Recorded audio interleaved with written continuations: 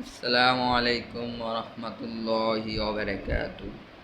আশা করি সবাই ভালো আছেন। তো আমি আজকে আপনাদের মাঝে শেয়ার করব ঘুম থেকে উঠার দোয়া। ঘুম থেকে উঠার দোয়াটি আমি আজকে আপনাদের মাঝে শেয়ার করব।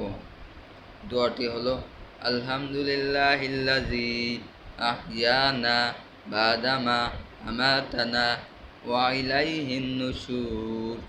তো ভিউয়ার্স, আমার ভিডিওগুলো কেমন আসছে আপনারা অবশ্যই কমেন্ট করে জানাবেন।